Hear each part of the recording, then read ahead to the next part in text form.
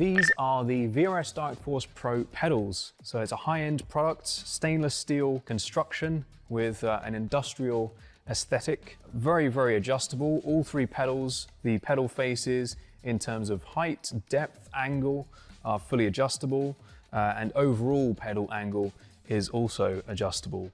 Now, if we look at the throttle pedal first, we have quite a unique design here. So we have a rodless spring, which doesn't quite look right to the eye, but functionally performs extremely well. Absolutely no friction whatsoever, so really nice smooth response. And we have a lot of adjustability here in terms of initial starting force, preload, and also overall force and pedal travel. So if we move on to the brake, we have similar levels of adjustability, a very high-end, heavy-duty construction. We have the blue spring on here at the moment, which tolerates a 65 kilogram maximum force. Also supplied is the optional red spring, which doubles that to 130 kilograms. These are linear springs, which is not normally how a real-life brake pedal feels. So we have this very clever mechanism on the back here, which basically turns that into a progressive, more realistic feeling, which gives you quite a decent bit of travel for low-level trail braking, and then more of a ramp up when you're really braking much harder. And we have this tie rod at the top, which is fully adjustable, along with preload, so you can really fine-tune that exact force shape to your preference. On the clutch, we have a similar level of adjustability in terms of pedal face and also the shape of the curve. So we try to emulate a clutch plate, which is stiff initially and then flattens out as the clutch gives way. So that's emulated here with a small amount of adjustability, including overall travel as well. So we're very happy with this product, and we hope you are too.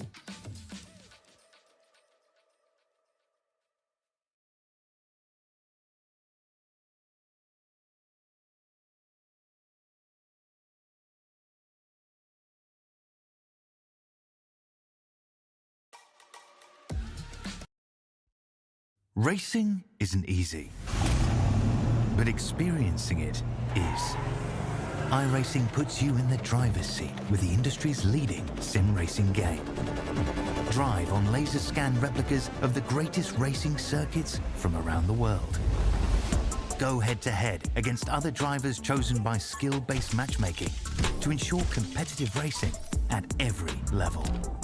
Compete across all your favorite series in officially licensed cars engineered to deliver the most accurate driving experience possible.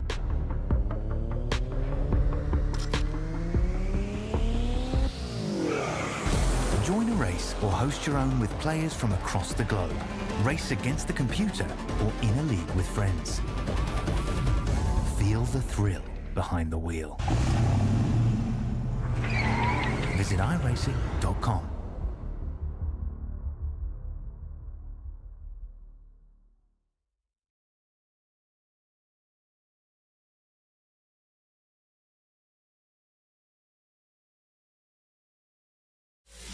If you're looking to get serious in sim racing, one of the first things to do is upgrade your wheelbase and pedals. The powerful force feedback in our direct drive wheelbase makes a huge difference, and our highly adjustable precision pedals will give you the consistency you need to improve. So you'll not only get the best value for your money, but you'll also benefit from our quick, local shipping from Australia and save even more. Our transparent pricing has GST included, so there's no nasty surprises at checkout or further customs delays and charges. And if you're near Melbourne, you can simply pick up your hardware from our showroom and get a free product walkthrough from one of our VRS coaches. We offer excellent customer service after the sale, and our hardware is made of the highest quality components. To get yours today, just go to the URL on the screen or click on the button below. But hurry, stock is always limited due to high demand. So if you want to get faster, sooner, VRS is your answer.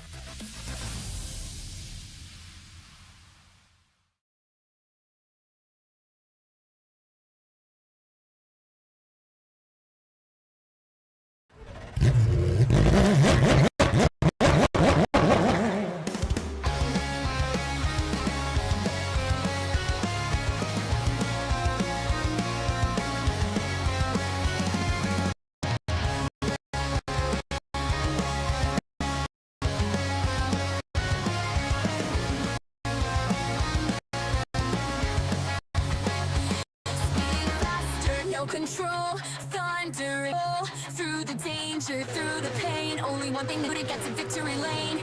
Taking risks, full end, and in the end, be the tits taking over, cannot contain the desire to get to vent.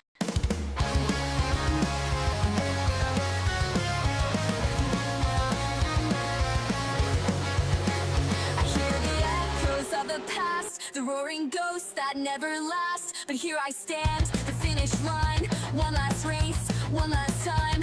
Through it all, get past the pain, cutting laps, making gains, feeling tired, get to my aim. The desire to get to vain, speeding faster, no control. Feel the thunder in my soul. Through the danger, through the pain, only one thing to do to get to victory lane. Taking risks, full send, and in the end, be the best. It's taking over, cannot contain the desire to get to victory.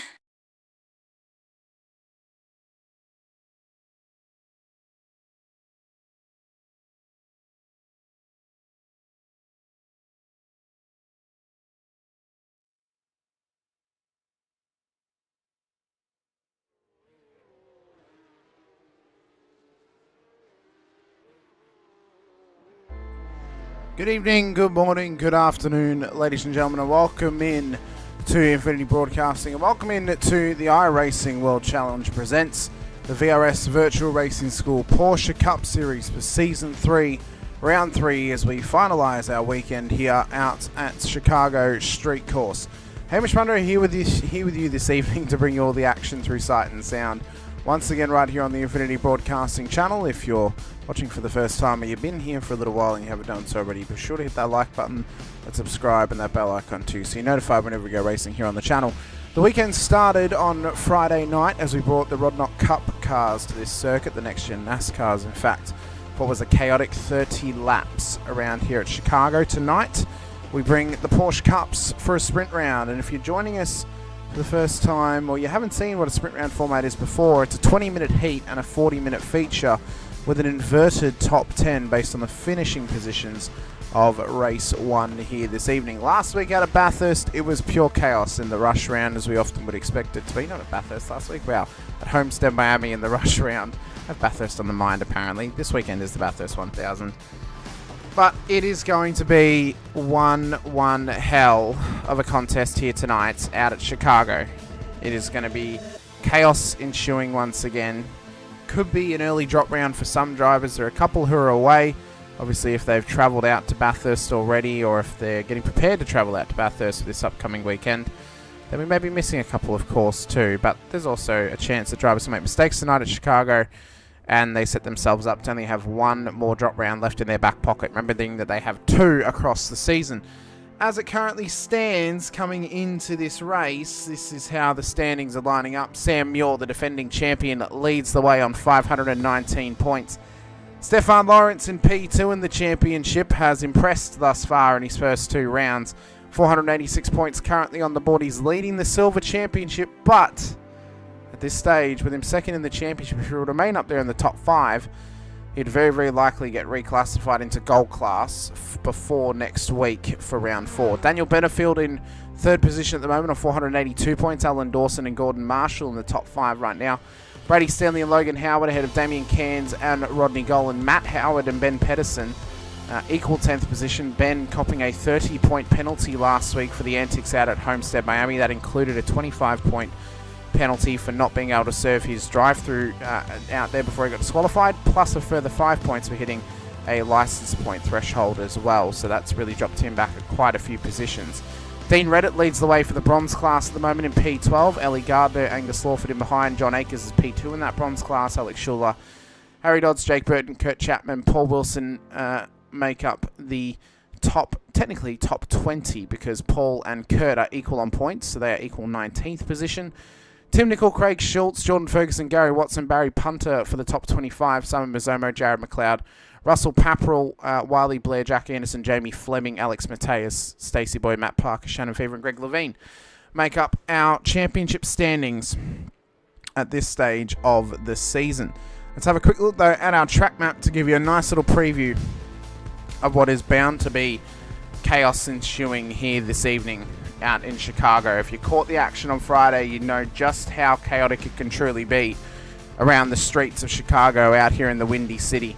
And as we trickle our way on down to see this tight and almost desperate racing circuit, you'll see why it is so tough for drivers to properly contest around here. It all starts on the main straight and we head up towards turn 1 for the very first time.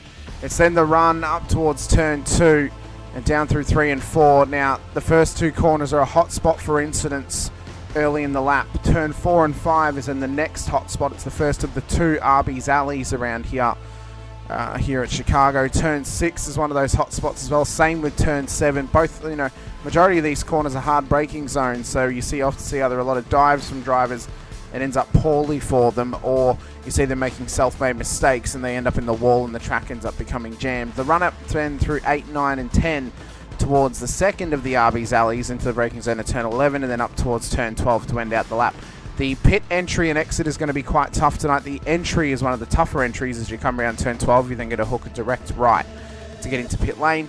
And the exit of the pits comes right out onto the racing line at turn 1. So we can often see some incidents happening down there if drivers are not careful. Of course, this track started as a virtual circuit back during COVID right here on iRacing when they developed the circuit, and then it was opened in 2023 to be a proper racetrack in Chicago, Illinois. 3.4 Ks, 2.1 miles in the old language, 12 turns in clockwise direction. As I said, we're going racing around here tonight for 60 minutes in a 20-minute heat and a 40-minute feature as well. Brenton O'Brien's not here this evening, unfortunately, it seems. I did remind him, but we'll see if he shows up late or not. Time will tell. But drivers are getting out there at the moment. Qualifying is about to get underway as drivers are just traversing for the first time under qualifying conditions. This is going to be a tough ask for some drivers to find some quality laps. Sam Muir crosses the line though, will get his qualifying run started as he runs it up towards turn 1 and down towards turn 2. We'll see what qualifying can come for him and his teammate Simon Mazzomo, who of course missed round 1 and a tough run in round 2 last week at Homestead, did the former champion here of the Porsche Cup. A couple of chats we've got out there already, hit by a travel bag in the chat with us, Harry Dodds as well. The Ford boy in the chat, let's go Riot Boys from the top of the mountain. Brendan Griffiths is out there too, by way of Project 36. Ford boy as well saying Step Van won't be on tonight. On the mountain, had too much to drink to drive anyway. Let's go Riot. So unfortunately no Step Van Lawrence on the road here this evening, is the P2 and the championship driver. But that is totally fine. He's in a hotly contested position in the championship, and well, with 2 drop rounds available this season, it is an early one to use, but 2 are available. So you might as well use one of them for free. Gives you a weekend away or a Monday away or whatever it may be. Gives you a little bit of freedom throughout the season. Muir, though, heading up towards turn 11 and 12 under brakes. You can just see how tight this circuit is. Last section, one of the tightest sections of the entire course. It's so difficult to really put into words how truly difficult this track is. Onto the main straight. Muir will cross the line. Logan Howard's gone top, 126.52. Muir goes 126.14. Mazzomo with a 125.9. Got the toe off his teammate on that last attempt. So he's now gone straight to the top. Ben Pedersen has just been pipped by Craig Schultz, who got a 127.48 on his last attempt as well. So times are going to be coming in quick and thick. And just expect them to get faster and faster as we go along. And as we ride on board with Sam here, well, you can just see how tight this place is, how bumpy it is as well. That is the case with street circuits. There's a reason why Chicago has got an aura about it, why it is the one on iRacing that drivers often avoid the most, or is the most feared whenever it comes up on a calendar, because it is the most treacherous out of the 3 main US-based street circuits in Chicago, Long Beach, and Belle Isle in Detroit. And after tonight, we would have experienced all 3 in the championship. We've experienced Belle Isle twice before, of course, 3rd time this season. Long Beach we experienced last season. Tonight we're experiencing Chicago for the first time, so it is so exciting to finally get it involved in the series and onto the calendar as well, as Sam will exit around turn 11 and run up towards turn 12. We'll see what the lap looks like for him as he brings it to an end. Is it going to be an improvement for the championship leader? Can he get his car into P1 on the road? And past his teammate Simon Mazzomo. He can indeed. 125.58. Ellie Gardner with a 25.8. On her last attempt, it was a 25.79 to be exact. Pedersen a 26.4. Dodsey P7. 26.6. Gordon Marshall's just picked him for that lap time as well. So they're getting faster and faster as the lap times go along. Currently the pole sitter for bronze class, Jamie Fleming with a 127.293 has just pipped Dean Reddit. Although as I say that, Reddit has responded. 126.74 and up into the top 10. So making a hell of a case right now as to why this guy could get promoted up to silver class before next week, as he nearly runs up the rear end of his own teammate through turn 2 there, so he needs to be a little bit careful of that. Packets in the chat with us. Step Van Loris will be missed. 4 boys, well, I need to change my YouTube name. And saying, do you reckon there'll be more hitting the wall tonight than there was on Friday? So sorry. Do I think they're going to be hitting the wall more tonight than they did on Friday? A part of me wants to say yes, because there's more drivers tonight than there was on Friday. But these cars are also significantly easier to drive around here than what the NASCARs were. The NASCARs are an absolute pig, and they've got absolutely no aero about them. Nothing at all. So it's incredibly tough for them to make corners. So I'm going to say no, I don't think there's going to be more hitting the wall, but I do think there could be just as many safety cars tonight. I think that can definitely still happen. So yeah. Does that mean that they're going to be able to hit the wall more or not? Time will tell. We're only a few moments into qualifying at this stage. 6 minutes 40 seconds into it at the moment. Angus Lawford's put himself up into P6 in a hell of a lap time at this stage of the qualifying session. So we'll see what he can do tonight. He's another one of those drivers who's got a close eye on him at this stage for possible promotion this season up into the next class. Remembering it was the first, or Brendan was saying, well, more laps, less caution, more wall laps, taps, less cautions. I mean, maybe it could be more wall taps and less cautions, because the cars could maybe not get destroyed as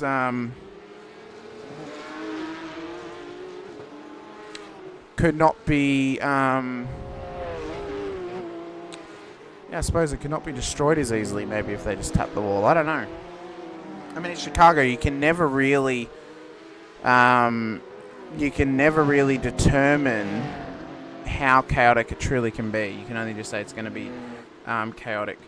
Elliot Price in the chat saying, yeah, I take back what I said in the Discord about it looking easy. Didn't realize this track has walls along basically the whole circuit. It would be a hard task to keep myself out of the wall. Yeah, I mean, this track is pretty much just surrounded by walls. There is pretty much 0% of runoff around the whole circuit. I think the only spots, as Sammy Kansas pulled over, the only real spot is probably turn 4 and then turn 11 are the only places with real runoff. And that's just an escape road. Other than that, it's just surrounded by barriers. So it's not like Long Beach, where there's a few more corners with runoff, and it's not like Belle Isle, where it's a little bit more forgiving. It is surrounded by concrete barriers and by tire barriers as well. So, a small mistake, you end up in the wall, and your car ends up destroyed. The other difference too is as well, remember, is they only get 1 fast repair per race tonight, unlike the Rod Docs where they get 10. So that could also have a factor at play tonight and how chaotic the race truly is. Halfway through qualifying though, and at the moment it is Sam Muir in provisional pole position, still with that 125.37 on board the 9.5 Sim Sports Porsche. Ben Pedersen has now gone P2 for Riot with a 125.49. It's no better on that next lap though, as he attempts to try and improve the time and get the car to the front of the order. He's definitely attempting at least to do his best to get this car further and further up the running order. He's only got 1 position he could possibly gain at this point. Logan Howard looking strong tonight as well. P3 in amongst the gold class. So probably less work for him to do tonight than others, but an opportunity for him to prove himself. Alan Dawson takes advantage of the fact that his brother Stepvan is not here.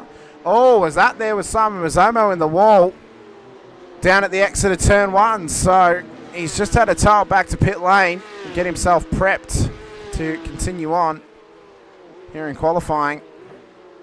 Definitely going to be some struggles out there for some drivers. Kurt Chapman, he was involved in the race on Friday, so he's at least got a little bit of recent track experience. He's racing at the start of the weekend. Brandon saying drivers being more cautious tonight because of having only one fast repair. Yes, so I would hope they would be more cautious tonight than some drivers were on Friday, because they don't have the cushion point of multiple fast repairs. So to explain how a fast repair works is pretty much, if you weren't aware, it's when your car is damaged and you need to get it fixed. Well, in certain races you don't have fast repairs. You have to wait for the pit crew to actually repair the car, and that can take minutes upon minutes. With a fast repair, it's done instantly. So we give them one in case their car gets completely destroyed and they use it and get back out in the race. We give them 10 on Fridays because we want to keep them racing as long as possible, but we wanted it to be fun and have them willing to battle door to door and possibly put each other into the wall. So drivers tonight for both races only have one fast repair per race.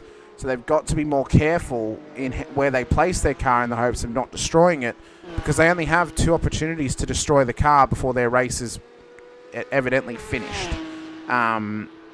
So if they use that fast repair, they're going to be a lot more cautious, because they're not going to want to destroy the car again, because there's no way they're going to end up back on circuit in time for the end of the race, at least in a competitive position. So that's what would lead them to be more cautious. But even in races where they've had no fast repairs, they've not shown any caution at all.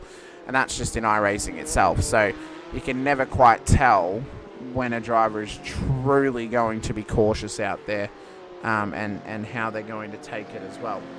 We've already had a call brought in, I think, for impeding during qualifying. It's either going against the way of Ben Pedersen or Tim Nicol at this stage. But Ben is still out on track, and so is Tim. So I'm unsure what the call might be, whether it was... there's been a bit of a bingle apparently. Tim caught a car in turn 4, but they didn't realise that Ben was actually slowing down. It was called an NFA, so there's no impediment or anything like that as well.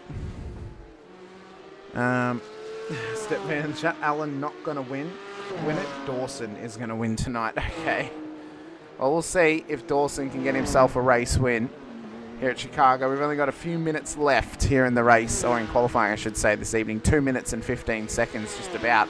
They will get cut off at the end of the 15 minutes in qualifying as well, due to it being a sprint round this evening. It's only in the feature races that the qualifying time will bleed past 15 minutes. So tonight it will strike midnight at 15. They'll get cut off, and if they have not completed a fast lap by that point, then they will not improve. So that is the game they've got to be playing if they want to get one final attempt in. As Sam Muir's actually gone even faster in that last lap, 125.05. He's destroying them at the moment.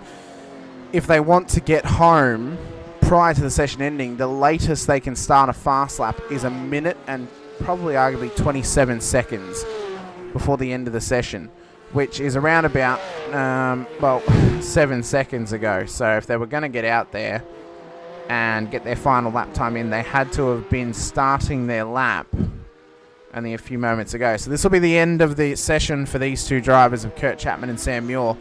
They don't have enough time left on the clock to get another lap in. Sam has pulled out of it and pulled into pit lane. Chapman will end his lap. Is it going to be good enough for an improvement? I don't think it was. I don't even think it was an improvement. It might have been an out lap. I don't think he has enough time left to get this car home. So he's very likely going to get cut off tonight in terms of actually battling for another qualifying position. I think P14 is going to be the best he can get based on what is left on the clock here. Ben Pedersen is a few seconds up the road from him. He may be on the edge of it as well. Mazzomo's just ended his qualifying. That's it for him. Mateus has gone back out there, but he's not actually going to get another lap time in here.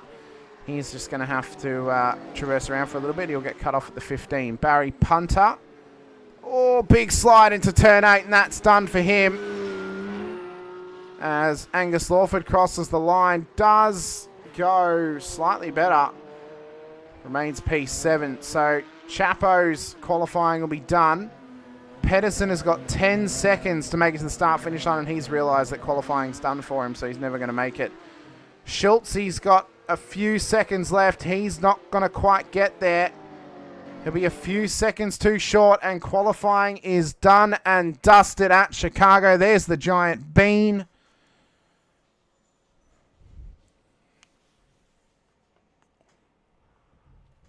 And now we prepare ourselves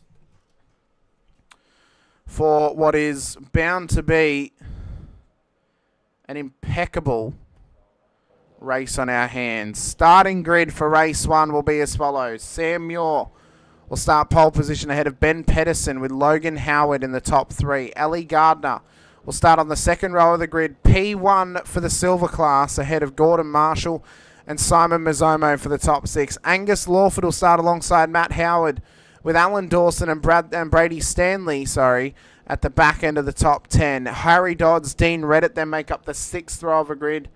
It is a pole position in the bronze class for Dean here tonight. John Akers, Kurt Chapman starting behind him with Damien Cairns, Craig Schultz, Tim Nicol, Jamie Fleming, Wiley Blair and Paul Wilson making up the top 20. Barry Punter, Gary Watson, Rodney Gollan, Stacey Boyd for the top 24. And Matt Parker, Alex Mateus at the back of the field for 26 cars on the grid tonight. Kyle Gretsch, our chief race steward here this evening. Leith McClement, the offsider with him.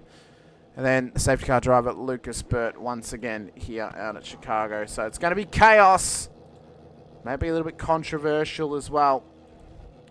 But what else it's going to be is it's going to be spectacular as we go racing around Chicago street course. The Windy City will call our name once again.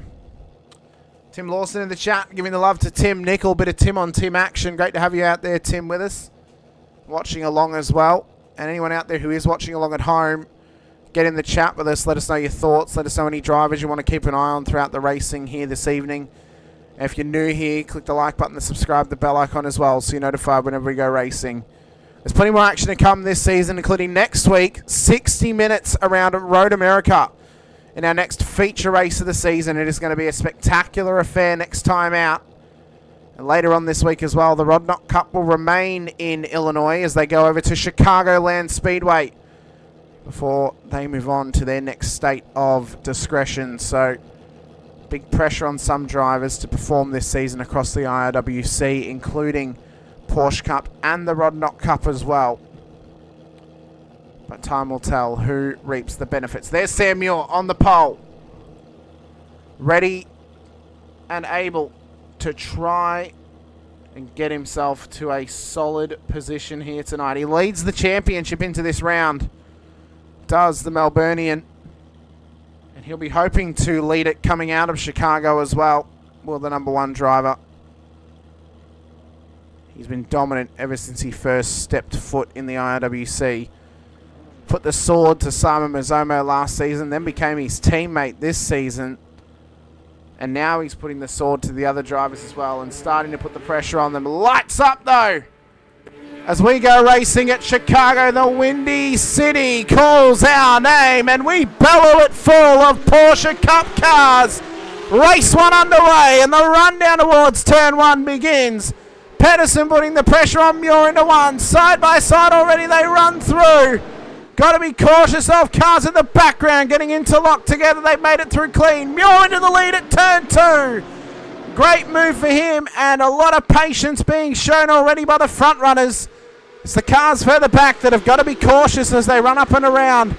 Muir, though, leading us in towards turn 4, the braking zone.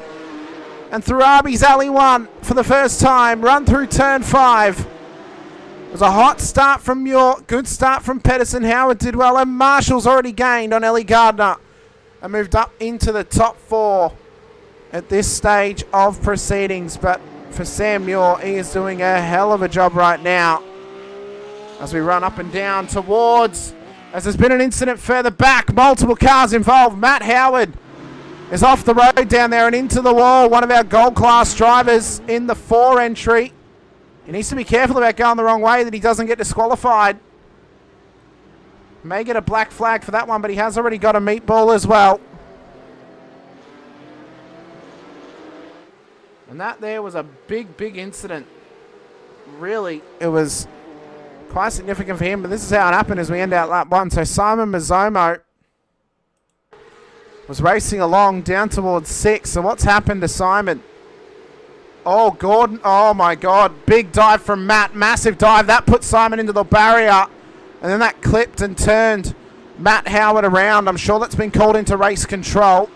They'll be looking into that one, but I feel that there may be a penalty coming the way of Matt Howard after that one. Really, really just no caution shown whatsoever on the first lap. And they may be looked at harshly by RC. We'll see what they say, though. Sam Muir, though, leads us through turn 5. Already has a 1.1 second lead. Back to Pedersen. Then it's Logan Howard, Gordon Marshall, Ellie Gardner, the top 5. Angus Lawford, Alan Dawson, Brady Stanley, Harry Dodds, and John Akers makes up the top 10 at the moment and is leading the bronze class right now. He's passed the pole sitter, his teammate, Dean Reddit, in what has been a great showing thus far this season for Dean.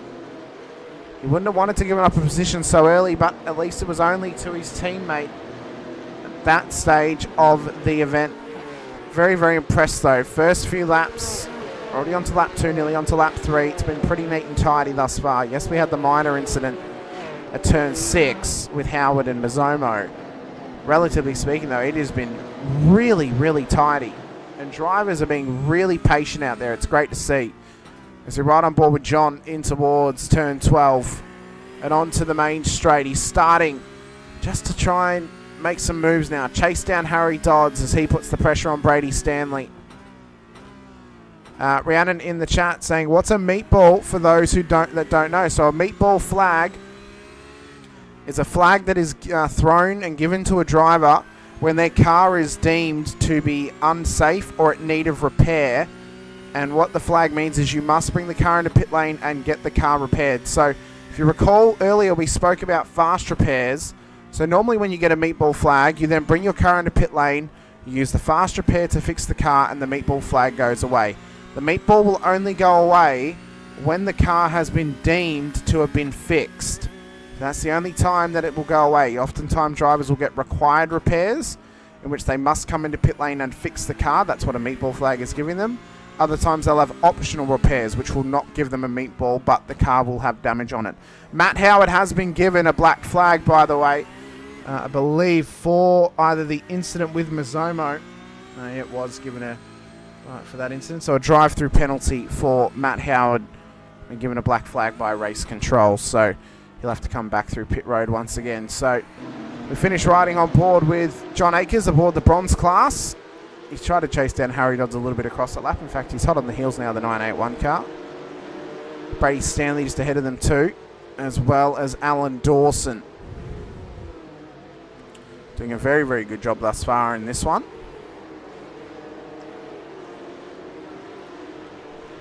So you'll notice as well, if you're watching along at home, you might be listening, but if you're watching, you'll see on the timing tower there's a little black square next to Matt's name. At the bottom of the list there, M. Howard. There's a little black square next to his timing for his interval. That represents that he has a black flag, and when he serves it, that will go away. The same thing happens when they get a meatball. The same thing happens when they have a yellow flag as well for a slowdown. It will show on the tower. Joe Dice in the chat with us. FYP, morning, random morning. Hamish, morning to you, Joe. Great to have you out there with us and watching along as well. Such great times to be had here at Chicago. Rain Campbell in the chat. Howard, the classes judge, genuinely curious. So the initial way that we set the classes, Rain, was we did pre-qualifying. Not everybody did pre-qualifying, so then we had to kind of make a small predetermination around some drivers' I ratings and where they were placed. We've used these first 3 rounds to make adjustments to where we think they should be placed based on how they've been running in this car. So certain drivers will move down and move up after tonight to where we feel they should properly be placed in terms of their classifications. So, yeah, it was initially based off of pre-qual. Majority of the field did pre-qual. Not everyone did. So what we did was we took their previous 2 best qualifying times from the 2 pre-qualifying laps that we used. We used 2 tracks that we used last season, so we could draw it off of drivers that did it last season. That mixed with their iRating to give us their classification. And we use the iRating as a second reference as well to determine where the splits for the classes should be and who should be in what class too. So yeah, it was based on pre-qual and pace and the iRating as well. But obviously there are some drivers who may have high iRating but are not as adversed in this car, so they're actually not in, technically speaking, a classification as high as we may have put them. There may be some drivers who are very adverse to this car but just don't do officials, so their iRating isn't very high, so they may be put a little bit too low. So those will be changed. It won't change how the championship standings currently sit because they're scored on their overall. They're not scored within their classes. So as you see, Ben starting to chase down Sam Muir here. So for an example, Angus Lawford and Ellie Gardner, who are in the silver class, currently would be getting points for 5th and 6th place, not 1st and 2nd in their class. Rain saying, and is there class champions? And if so, how does it work if people are fluctuating? I imagine it's just similar to GSRC system. So yes, there are class champions, Rain. The way that it will fluctuate is after this week, drivers will change. They won't change again until the end of the season. So if they've given us enough that we determine that we could change them prior to next race, we will change them. If they haven't given us enough, then we won't change them and they'll stay where they are for the rest of the season. Yeah, so we're trying to make it as fair as possible. It is a brand new system, of course. There will be some bugs to tinker with, and we don't want to do it so we put the whole class at a disadvantage and favour one driver, or we put one driver at a disadvantage by favouring a whole class. So trying to balance that is going to be a difficult process, but it's a process that we're wanting to try and perfect as we go along. John Akers has just gotten a black meatball flag, by the way. So he has had an incident on board this right car. Rodney Golan as well has towed back to pits. Now, I'm unsure if he's actually requested to tow back to pits or not, but he has had an incident down here at turn 7. So this was Rodney as he's just running around down towards turn 8. Oh, and he just doesn't make it out the other side. Just did not make it out of the other side, and that there is why Rodney Golan has got heavy damage on that car and has towed back to pit lane. This was Brady Stanley as well.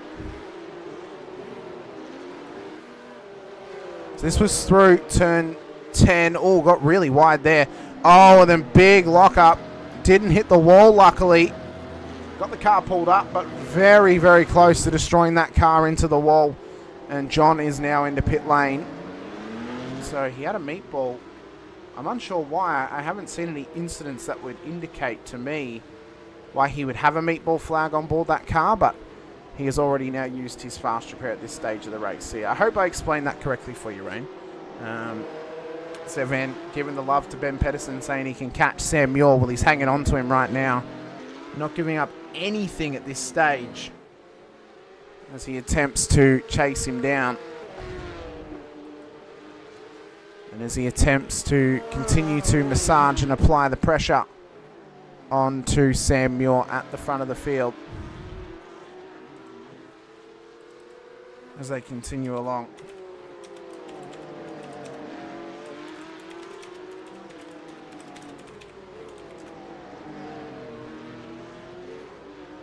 Ben and Sam are in a class of their own at the front of the field at this stage. They're both the top 2 in the gold class at the moment.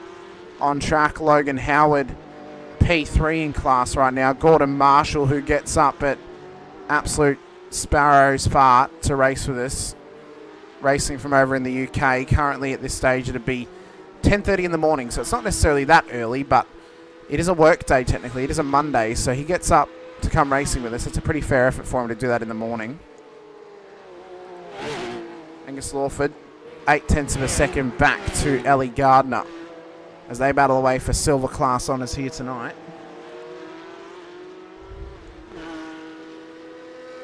They're doing an incredible job. Damien Cairns in behind Dean Reddit. with Kurt Chapman and Tim Nicol battling away too. It has actually been relatively clean tonight in race 1. I am very, very impressed in how clean it has been. Now, there's been a few minor mistakes where drivers have made their own mistake and it's caused them to go into the wall. We've only really had one incident where 2 drivers have come together. Everyone else has been pretty neat and tidy, and they've been pretty cautious. It's been really, really good to see. But drivers are just waiting for opportunity to try and get past each other. And sometimes you've got to try and create opportunities. That's where the pressure can come into it. As Barry Punter has gone off the road further back down at turn 7. No one else is involved, it seems. Let's try and get a better look at this. So, run through turn 6. Up over the bridge towards 7 as he comes in under brakes. Oh, just a little bit too much. Locks it up into the tyre barrier. And that there is just an unfortunate moment for him. Chapo finally looks to get this job done on Craig Schultz as they battle for P13. Job done for Kurt Chapman at that time. Back to the chat is the reverse grid for the next race. Race 2 will be a top 10 invert, not a full reverse grid.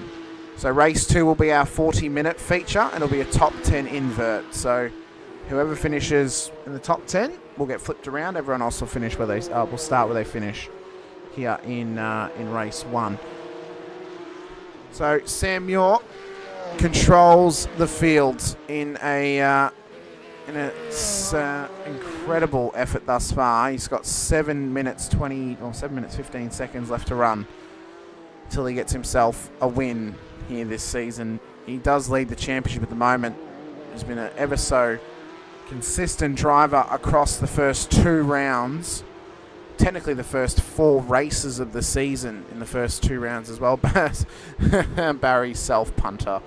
Yeah, he's got a great nickname. He's got a great name. He just really lives up to it, I must say, from time to time.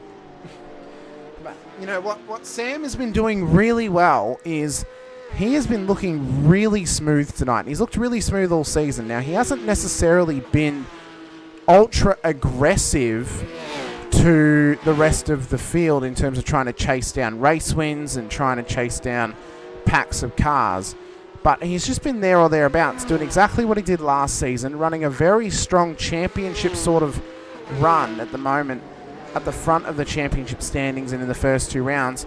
At this stage, though, it does look like Ben Pedersen has been sort of probably the best driver at this stage of the season in terms of raw pace and a dominant factor. But a great round in round 1 and a poor round in round 2 has really put him in limbo a little bit for round 3. Now, P2 on the road at the moment will look good for him.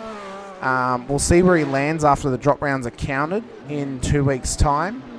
But I mean, he's still in a very, very good position as Ben, and if he can withstand this sort of pressure from what happened last week coming into this week, then he can withstand anything this season. He's doing very, very good. Elliot in the chat saying, yeah, I must be a lucky charm because I wasn't here to watch last week and it seemed very chaotic going from the incident report. It was very, very, very, very chaotic. Step Van saying Dean should be in gold class. I don't know if he'd have that. I don't know if he'd have being in gold, but I think from what I've seen from Dean thus far, he looks like he could be a silver class driver this season. As a yellow flag has been thrown, but the safety car's not out on... Why is a yellow thrown? The yellow's not supposed to be thrown because an actual safety car gets called when the yellow flag's thrown. That's really quite odd. Rodney Gollan, by the way, has been disqualified for towing without permission here in race 1. So he's going to have to wait now for race 2 before he can get going again. The actual safety car has been called, not our safety car, but an actual safety car, in a very odd moment here tonight. I'm not sure why. Barry Punter has had an incident. Now, it shouldn't be an automatic. So, although I think this is the same incident. That's the same one from earlier. So, but Logan Howard has had an incident further back. This is after the yellow flag's been thrown, though.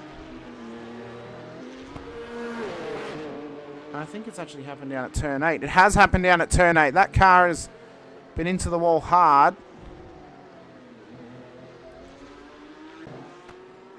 But yeah, the actual iRacing safety car's out on track and our safety car's out on track. This is very, very weird. Very, very weird indeed. I don't know. I don't know what to make of this. I do not know what to make of this. I don't know who called the yellow. Why it's happened.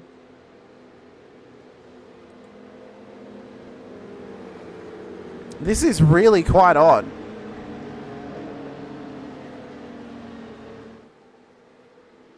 I have a feeling the yellow may have been thrown because we're within 5 minutes to the end of the race, but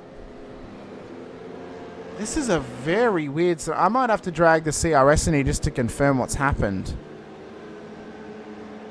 Although he has got his share screen up, so I don't want to have to block him from doing that. Get that beans. It's a safety car race. It is indeed. So this is very weird. Let me just drag race control in here. Kyle, I just need to confirm.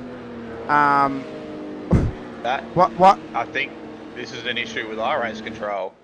Why? Did you call a yellow? I disqualified Rodney Cullen from the race, and it seems to have thrown a caution. Really? Yeah, so that's the problem with iRace control. Yet someone was disqualified last week and the yellow flag wasn't thrown. Yeah, it was an automatic disqualification. This is a manual disqualification. Oh.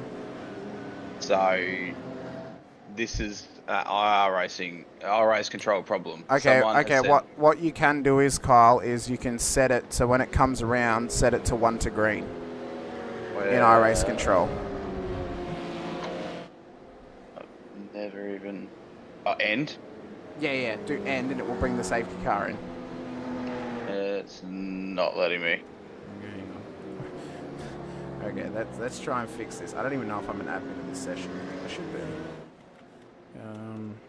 Can I adjust caution length after the first full lap? Okay. Yeah. Okay. So once it crosses the start-finish line, yeah. click end, and then the safety car will come in at the end of the next lap. But I think actually the safety car is going to take that long. We're probably going to end under caution. Yes. So pretty anticlimactic end to this race, but yes, I suppose it's a weird thing to happen. Never happened to me. Well, we've had a claim in the chat. Everyone was just too cautious. It hasn't been as chaotic as what we prepared for. Yeah, we were thinking the same thing. Let's go with it. It needed a bit more spice, so we thought IRS control thought it could spice it up a bit. I suppose, yes, it did. So, we'll see if we go green for one more. It'd be nice if we could add a lap on to do one more. It would be nice, but yes, I don't think that's going to happen. No. So that must mean that auto cautions are turned on.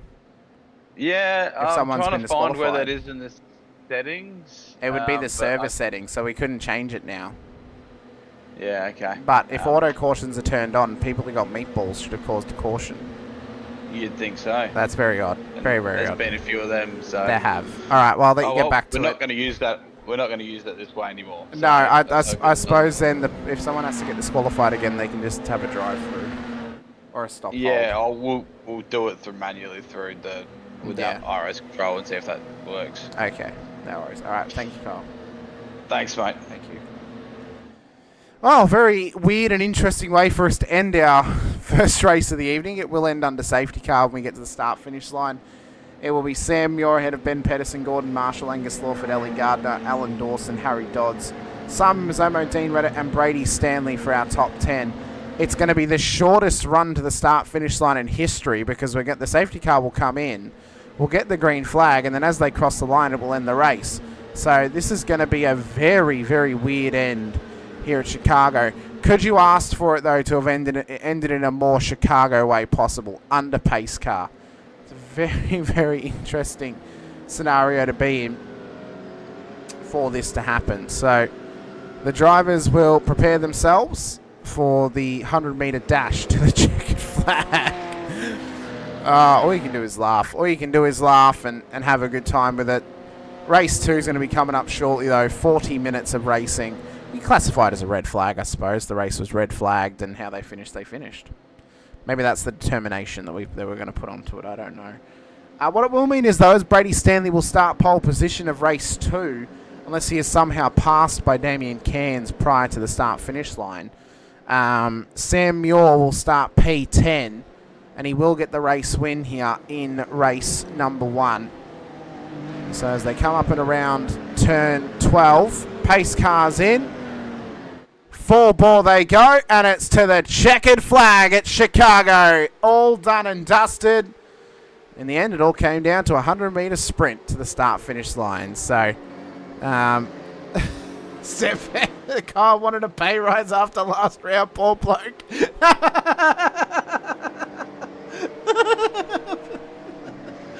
Oh, that one's actually cracked me. That was really good.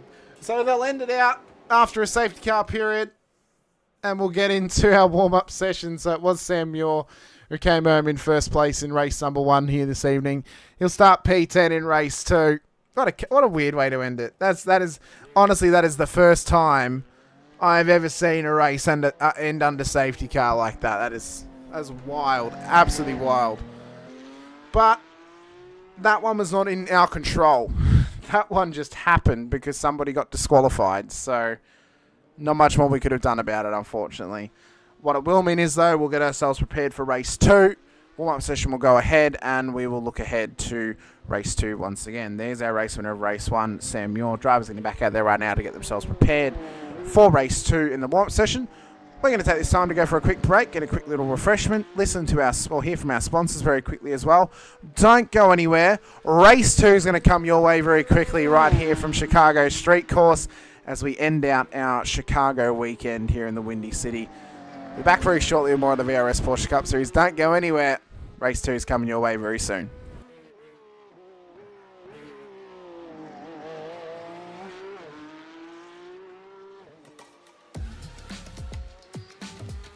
These are the VRS Porsche Pro pedals. So it's a high-end product, stainless steel construction with an industrial aesthetic. Very, very adjustable. All 3 pedals, the pedal faces in terms of height, depth, angle are fully adjustable, and overall pedal angle is also adjustable. Now, if we look at the throttle pedal first, we have quite a unique design here. So we have a rodless spring, which doesn't quite look right to the eye, but functionally performs extremely well. Absolutely no friction whatsoever, so really nice smooth response. And we have a lot of adjustability here in terms of initial starting force, preload, and also overall force and pedal travel. So if we move on to the brake, we have similar levels of adjustability, a very high-end, heavy-duty construction. We have the blue spring on here at the moment, which tolerates a 65 kilogram maximum force. Also supplied is the optional red spring, which doubles that to 130 kilograms. These are linear springs, which is not normally how a real-life brake pedal feels. So we have this very clever mechanism on the back here, which basically turns that into a progressive, more realistic feeling, which gives you quite a decent bit of travel for low-level trail braking, and then more of a ramp up when you're really braking much harder.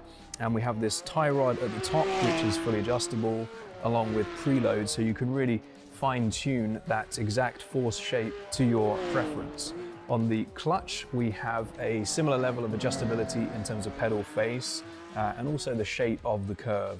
So we try to emulate a clutch plate, which is stiff initially and then flattens out as the clutch gives way. So that's emulated here with a small amount of adjustability, including overall travel as well. So we're very happy with this product, and we hope you are too.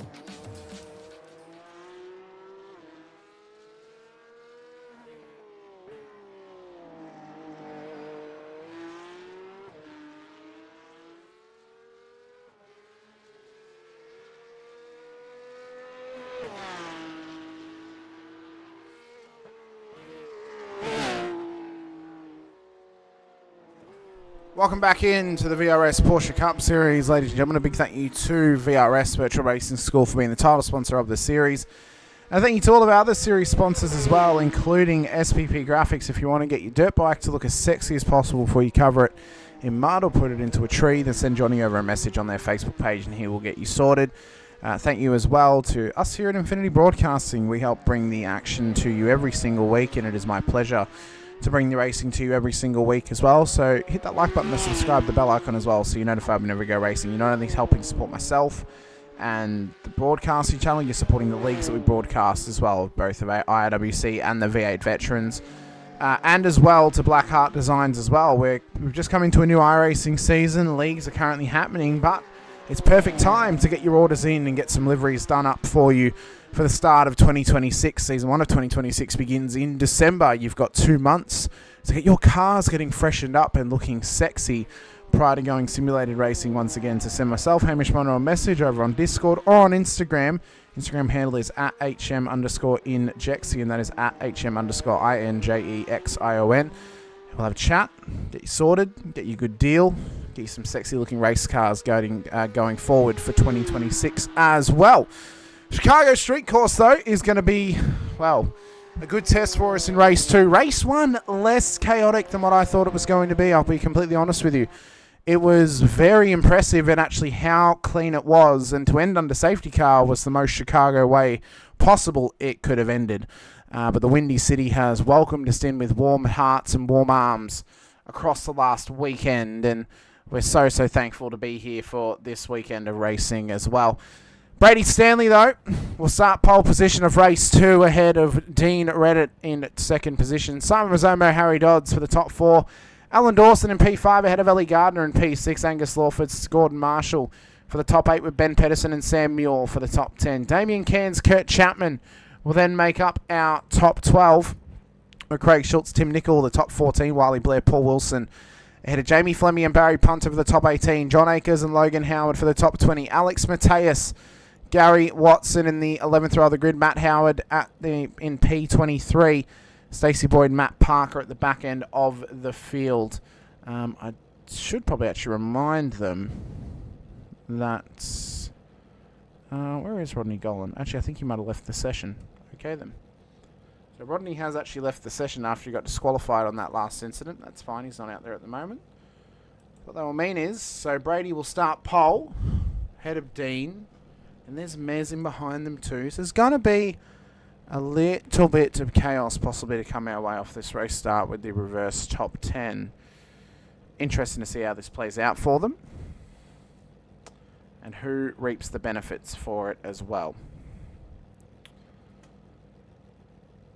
I'm so looking forward to this race. I'm looking forward to next week. Road America is going to be a good test for these drivers. It's going to be a good showing for where they all situate. Of course, Brady, based out of Townsville up in Queensland, starts on pole position here tonight in that 54 car for SB Tools. It's a gorgeous looking car. Beautiful, beautiful livery on this Porsche. Looks absolutely sensational. Really, really great effort by whoever designed it. It looks really, really cool. Dean Reddit in P2, of course, as well. He's looking hot and hungry to try and take himself a solid position here tonight in this one. He starts up the front of the order, and he'll be hoping to maximise on it. Lights up for them as we go racing at Chicago once again, and the flag is thrown to start this race. Wiley Blair has not gotten started, so we're down to 22 race starters here, and contact's made. Mazomo's around, and it is chaos down at turn 1. Gardner and Dawson into the side of Dodds.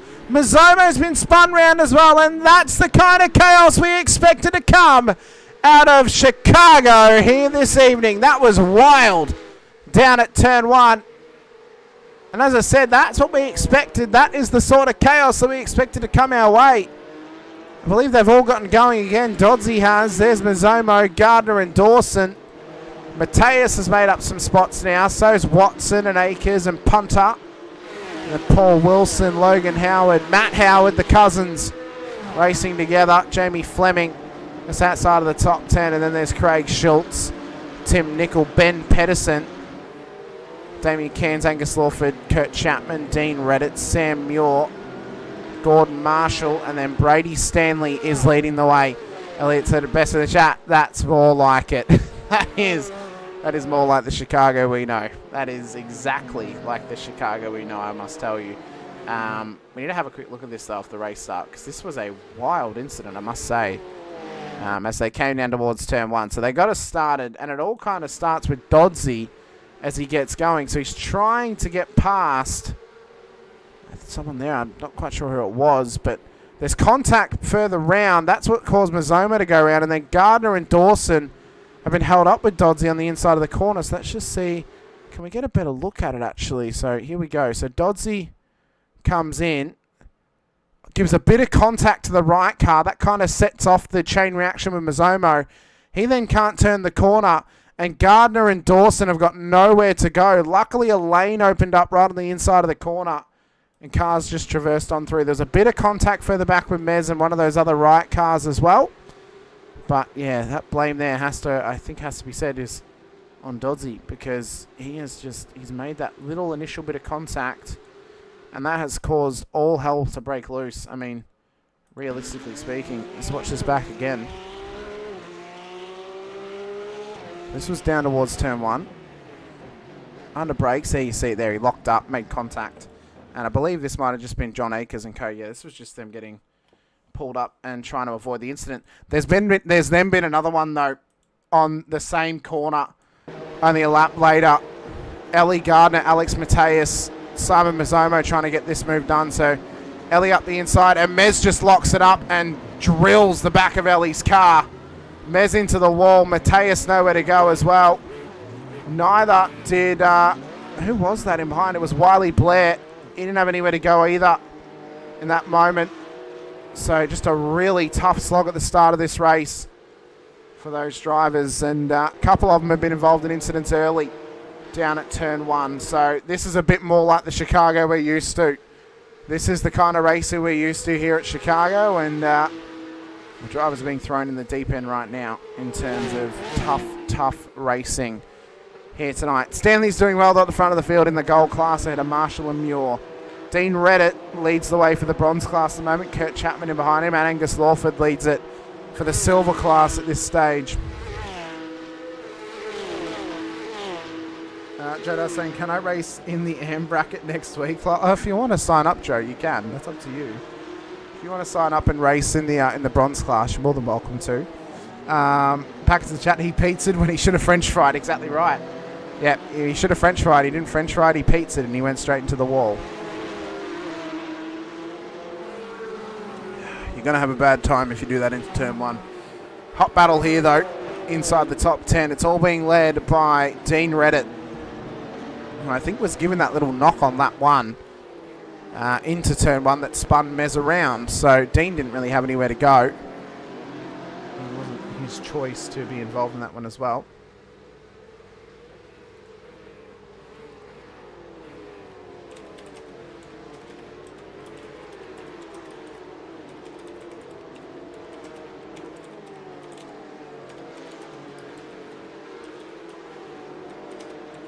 Well, this is a hotly contested race.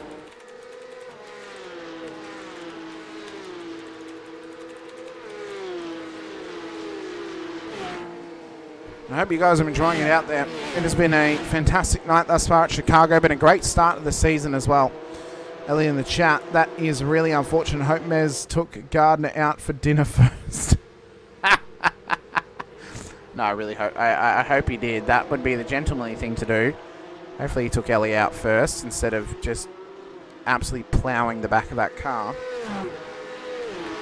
But Ellie's still doing pretty well for herself at the moment. P18, down 12, but opportunity to make up positions as well. Punter and Akers battle away here at this stage. A couple of teammates fighting away for position. Stefan saying, since Dean should be gold with his performance, I'm trying to throw him under the bus like he's done. No. I think Dean is racing at silver class level this season. He's doing very well. It's the top of silver class. But I'm not going to put him straight into gold because I would be taking away possibly his opportunity to win a championship. I don't wish to do that, so he'll only move up one class. Right in the chat, Def plowed to the back of her. Yeah, no, he did. It was No other word for it. You'd think it'd be snowing in Chicago. When he plowed that hard. Oh, I feel so bad. Sorry, Mez. Sorry, Ellie. Here comes Ben Pedersen out the inside of his teammate, Dean Reddit. Very aggressive lane change back in front of him to set up for turn 4. He wasn't willing to mince words or mince meat right there. He just wanted to get the job done and push this car forward. He's now 2.9 seconds behind championship rival Sam Muir in P3, who's right ahead of him has got Gordon Marshall, one of Ben's friends from across the pond, and Brady Stanley leading this race. So this is about to become a hotly contested top 4 battle quite possibly over the next few laps, because these 3 cars, they're racing hard and they're racing well, but they've got an angry and aggressive Ben Pedersen chasing them down for position. And he is chasing them down like it's nobody's business. He doesn't want to mince anything with them. He wants to race for another race win here. He's got to make up for last week. He gave up 30 points that cannot be dropped from his total at the end of the season. He can only drop the race points, not the penalty points. So he's going to try and make up for lost time. And more importantly, make up for lost points as well. With 32.5 minutes left in this race, Pedersen sets the fastest lap of the race, 1:25.847 on that last attempt from Pedersen. So he is chasing these 3 down, and this is about to become a battle for the ages for the race lead. We're guaranteed a pit stop in this race tonight, so strategy may have a part to play in it, and selecting to undercut the field could have a big part to play as well. But Pedersen has got a raw amount of pace, and he's going to try and use it to his advantage to chase down this top 3. Running up and towards turn 6 they go. And Brady is driving out of his skin right now at the front of the field. Marshall doing well in P2. Muir, we know how good he is. He's the defending champion. But any small mistake will cost them huge. Absolutely huge. Turn 8 has been the hot spot of the night for drivers making self-made mistakes. And they'll be hoping they don't make any more throughout the piece as well. Packed in the chat. Dean once won the Clutch Kickers GT3 Series and got himself into the Hall of Fame on the final season for the 991 Porsche before the 992 was released. True story. Oh, I hope it is true, Packets, because that's a hell of a story. I would not want that to be fictitious. Across the line they come. And Pedersen is still running in the 25s. What a lap time last time for him. 1:25.66. Had an incident point though, so it didn't count. Would have been at least a 0x. So it hasn't counted for fastest lap. But a hell of a lap time it was. Outlapped Sam Muir by 0.7 of a second. He is chasing this pack of cars down like a ravenous hyena chasing down a gazelle. Look at how small the gap is now. 1.4 seconds between Pedersen and the back of Sam Muir's car at the back of this train. One of them's got to have something to give. One of them's got to go for it at some point. And they've got to try and make a move soon to try and get away from Pedersen. Barry Punter has had an incident further back in the field though. This was the run around turn 9 and 10. And up towards turn 11. Oh, Carter didn't want to pull up. Opted to take the escape route. And then back the car back up again. He did not want to try and destroy it.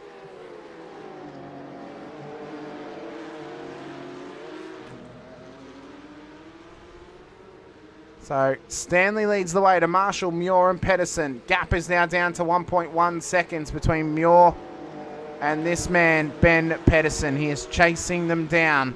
1:25.640, new fastest lap of the race for Ben Pedersen. This has been a fantastic chase down. 4th place at the moment for Ben in the 669 car. Down to less than a second now. So he's got sheer pace over the top 3. But once he gets there, though, it's going to be like a brick wall. He's not going to have anywhere to go. So unless he's willing to try and push past Muir, he may have to come into pit lane on this lap to try and undercut them in the pit stop, because if he doesn't, he may just get trapped behind them and start there, although he's just had a little bit of a twinge in the wall off the exit of turn 6.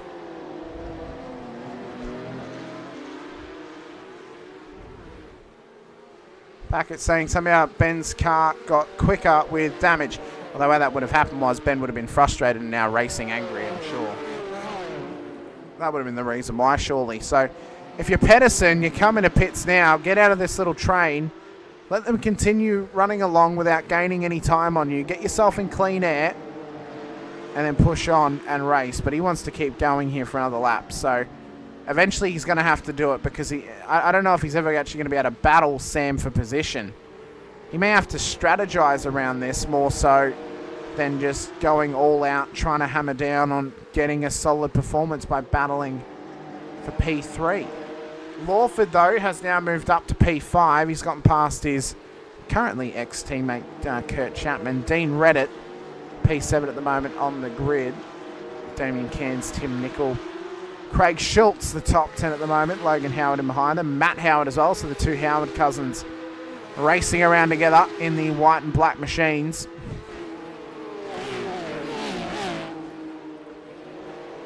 It's great to see when it's a family affair out there. Speaking of family affair, here's Alex Mateus running around in behind Gary Watson. So these guys further back in the field in the bronze class want to be battling for position as hard as possible. Both of them learning, both of them trying to get better. Give them time and wait, and they can surely get there at some point. It's all about consistency and putting in the commitment to the car. They will find their footing eventually. Ray Punter's up the road from them. He's got Harry Dodds up ahead of him, who's battling away with Paul Wilson right now in the silver class for Riot Sim Racing.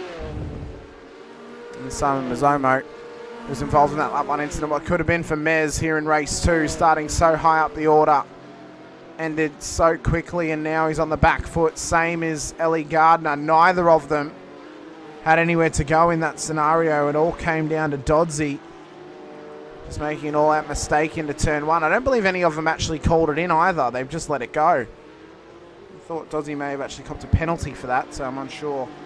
Alan Dawson, P15 at the moment, and there's John Akers, Jamie Fleming racing out there in P13. Good to see Jamie on track with us this season once again.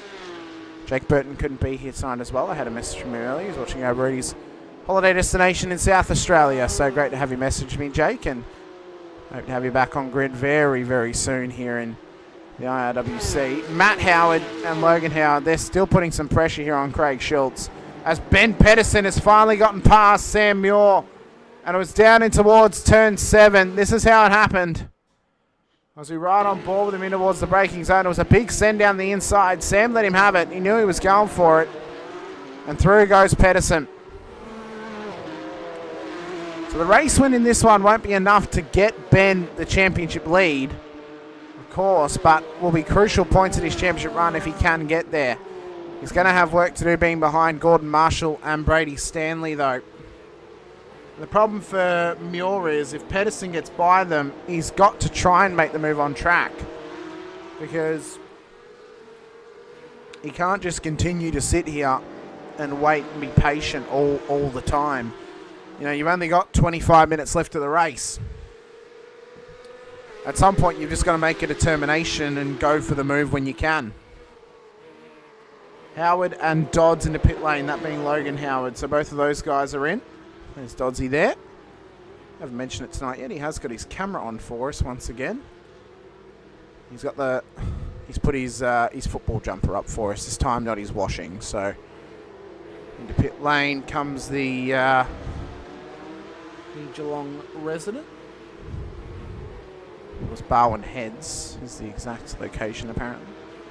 P22 on the road now, but is currently in pit lane in the 981 car.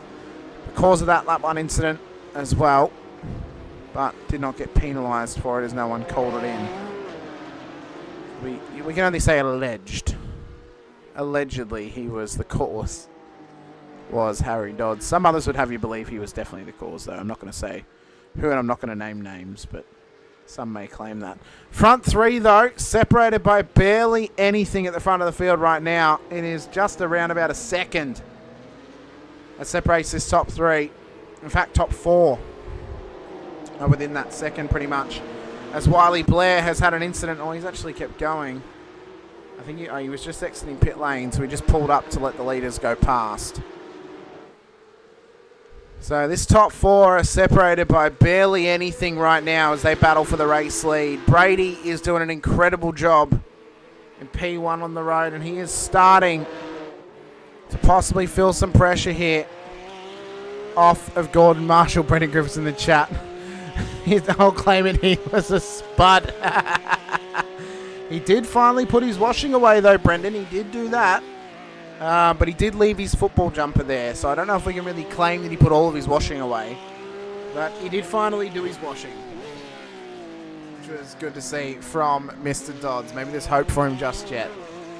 Stanley, though, is starting to feel this pressure. In fact, Pedersen's just got past Gordon Marshall. And it's once again, it was down at turn 7 that he got the job done down the inside. So Muir has to make a choice now. Do you try and pass Marshall, or do you try and do it in pit lane? Because he's going to start running out of options as Pedersen will start to chase down the race leader. We know that he's willing to go for moves. Is Sam willing to go for the same moves on circuit? I know we've still got 12 and a half minutes left to run as Alex Mateus leaves pit lane. Logan Howard has just had an incident further back in the field. That was up at turn 6. So a mistake for Howard has possibly seen him go round up there. He had already come through pit lane. Dawson and Mazoma are in, by the way. So this was the run through. Oh, he just caught a bump round the back end, went, and big smoke off the tyres. Didn't touch the wall, though. Incredibly crucial. Incredibly crucial. And this was the move that got Pedersen in towards P2. So up the inside of Marshall. Marshall left him room. They were still side by side. And up towards turn 8, he finally got the job done. Incredible move there from Ben Pedersen. Fantastic stuff to see. So Marshall is now at the behest of Sam Muir and behind him. Can the racecraft entry pass Gordon for P3? Or will Gordon survive prior to the pit stops? Comparative lap times would tell you that Muir is currently the slower out of the two, currently the faster out of the two drivers. Lawrence saying, I did try to find a sim at Bathurst, but couldn't find one. Well, maybe that tells you something, Step Van. Maybe you should have taken one with you and come racing with us here at Chicago. Maybe that should have been the play.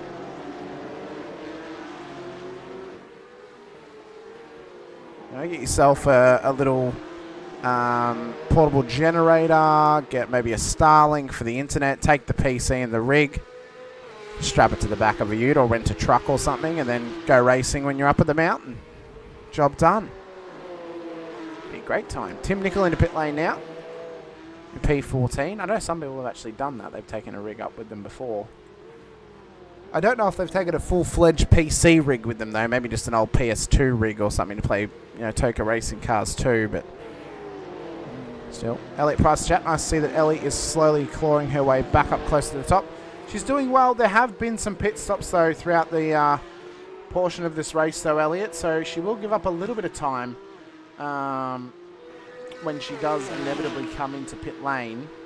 So to give the update for you on those pit stops, there we go. So Tim Nichols come in, Howard, Dawson, Mazzomo, Dodds, Mateus, Blair have all been in. But realistically speaking, she's probably only going to drop position to as low as Dodds.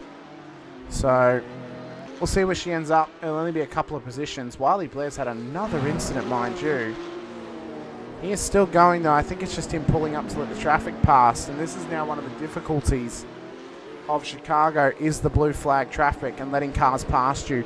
Kurt Chapman is now into pit road right at the halfway point of the race. There you go, Rod. Take a Tesla Powerwall with you. 240 volt. So Van did say my rig is way too big for that. Did try to find a fold one, and yeah, did bring the PS4 too and have a setup.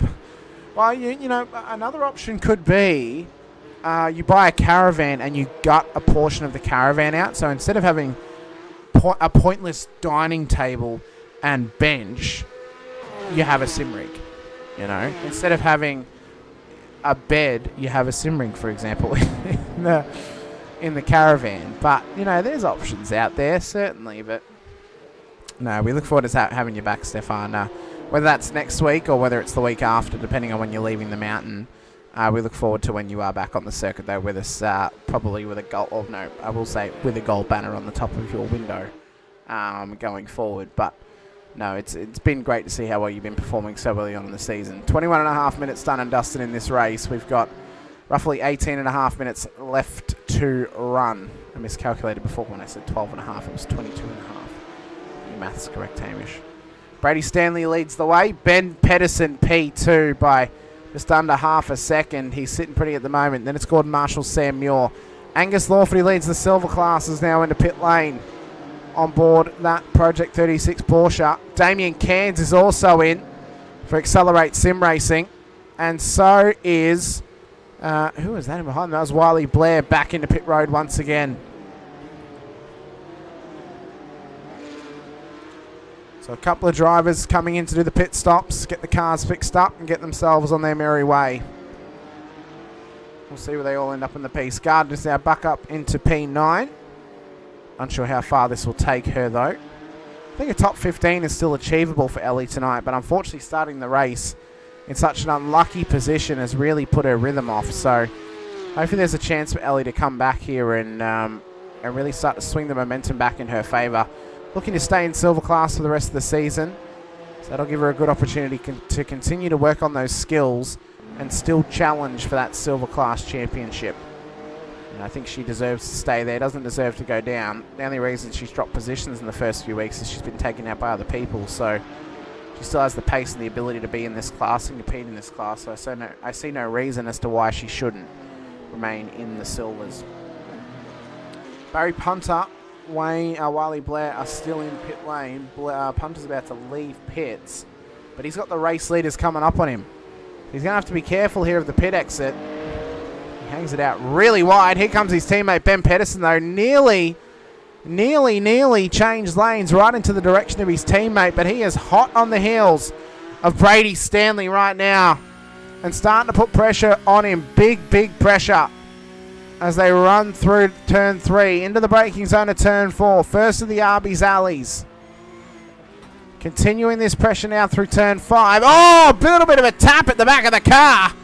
He wasn't ready for it to be slowed up so quickly. And now Brady Stanley is starting to feel this pressure from Ben. Pedersen's doing really well to keep this pressure on him. And you see there's Gordon Marshall defending to Sam Muir. So he's holding him back here. It's Marshall. Plus there's another right car ahead of them. If you're Muir, you've got to get in pit lane. You've got to try and undercut this guy. There's no point staying out, sitting behind him when your pit stops are going to be the same time. You've got to use the clear track to your advantage. As that was Barry Punter punting the tyre barrier. So Punter locking up and making contact. That's a real shame for him. Muir has continued on in behind Marshall here. Wilson is now on the heels of Angus Lawford, who has been through pit lane. Jackos in the chat, I tune in and we're not under safety car. I'm shocked. Jackos, you'll be even more shocked to find out. We had one safety car. It was at the end of race 1. When someone was disqualified, iRace Control called a caution. So we ended under iRacing safety car in race 1. That's what you missed.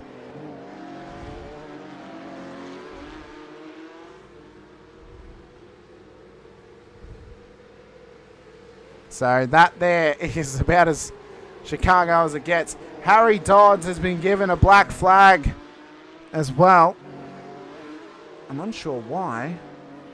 And there's no incident that's been written down on the incident report.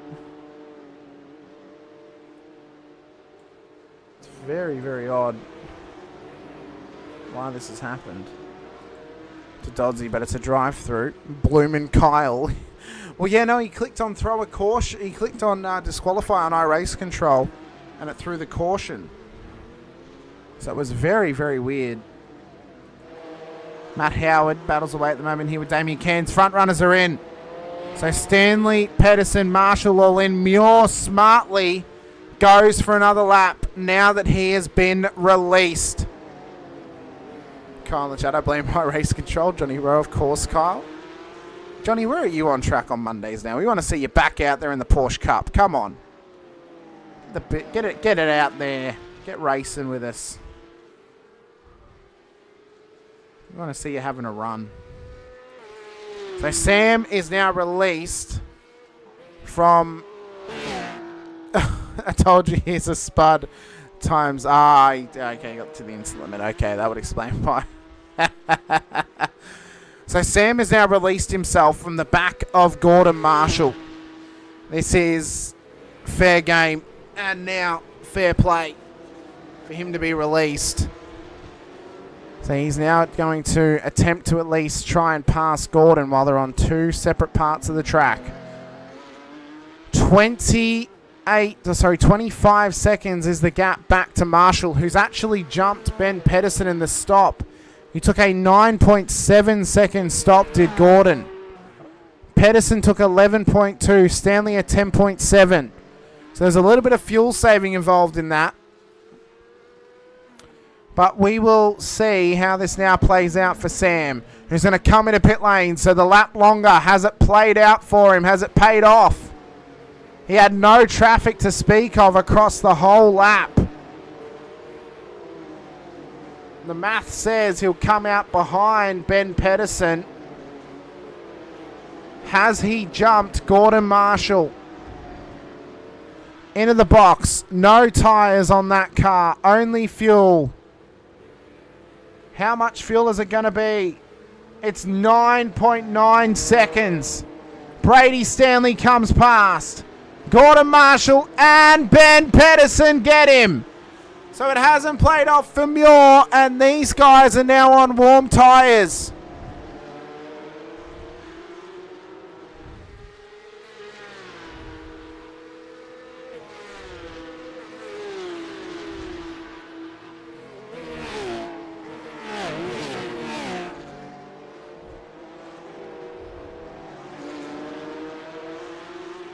And they're driving at such a high level, such a high intensity. It's only the small margins that can make the difference. So Marshall has now got Pedersen in behind him. Muir as well is feeling max pressure. Brady Stanley, what a start for him tonight. Started on pole and has led pretty much every single lap. Actually, I think he may have led every single lap apart from when Sam got past him during the pit stops. Harry Dodds, by the way, had an incident. He's still rolling right now. So what's happened to Doddsy down at turn 12? Oh, bit too much. Bit too much jandle on it for Harry Dodds, and that's why he's gone round. Didn't hit the wall, though, but is a loss of control for him. But there's the intensity rising at the front of the pack. Getting past the lap traffic as crucial as ever.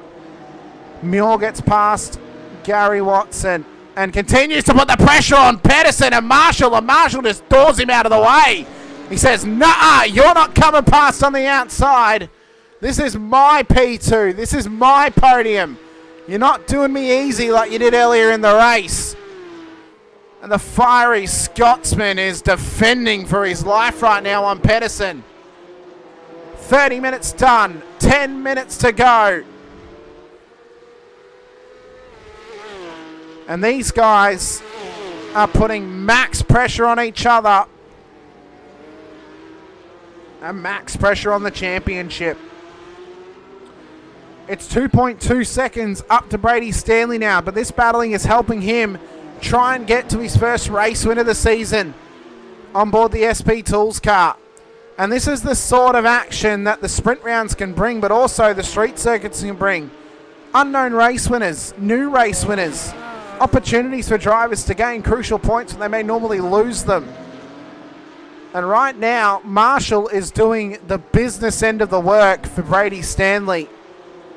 He may not be doing it intentionally to help Stanley get points, but what he is doing it intentionally for his own race.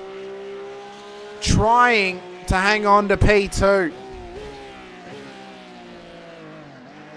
He wants these points on the board. He knows that he's within a championship fight, and he's not willing to give it up. Not to anyone. Not to Ben. Not to Sam, maybe to Brady, since he's let him get a bit of a lead. But at this stage, he's not willing to do it. But Muir is now starting to look ahead and look to try and get past Pedersen when he can. Pedersen's in the hot box right now. Pressure's starting to rise, and Muir is starting to put it onto him. Gordon put pressure on him in terms of a defensive acumen.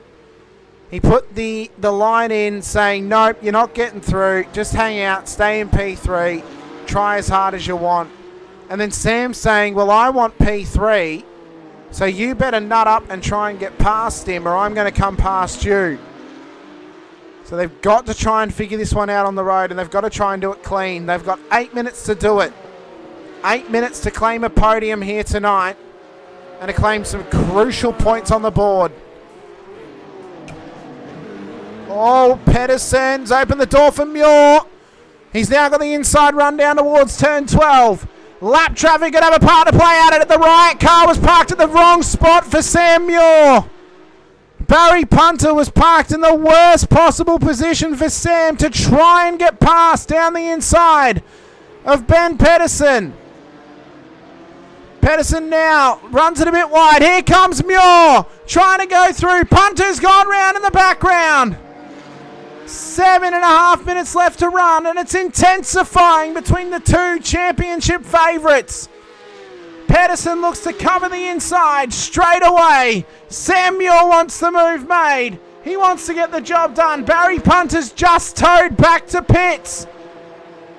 Punter is just towed back with a meatball flag. If he hasn't requested from race control, it'll be a disqualification for Barry Punter. Pedersen is defending like his life depends on it right now. And Muir is attacking him with as much class, consistency, and accuracy as he can. Brady Stanley is checked out. At this point, it is his race to win with 6.5 minutes left to go. Marshall has got a little gap over Ben now, but you can feel the frustrations are starting to rise. The electricity is starting to spark up slightly between the two coils of Marshall and Muir, as Chapman has been given a black flag for what I can only assume is hitting the incident limit here tonight.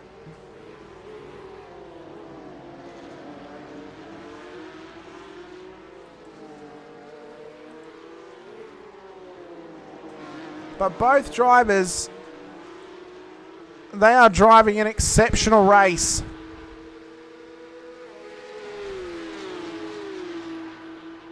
Pedersen, Marshall, Muir. It's the battle that we've been focused on for so long because it's got so much importance about it. There are more battles happening throughout the field, though, that we have to keep an eye upon, including this one here. Dean Reddit, Matt Howard, and they've got Logan Howard behind them. Now, this is not for class honours. Dean is in the bronze class, and both the Howard cousins are in the gold class. The problem is that they've got the lap traffic of Gary Watson in front of them, and Gary's held up. He's held up Dean there, and that's going to cost him a spot to Matt Howard and possibly to Logan as well. Sandwiched in between the Howard cousins in towards turn 6. It's going on the end, Paulie! Oh my God, they've nearly ended up in the wall down there.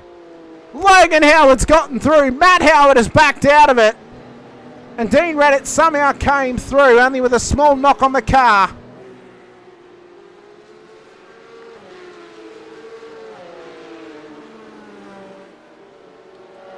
These guys are racing hard right now. Jamie Fleming has got a meatball flag. He's got to bring this car into pit lane.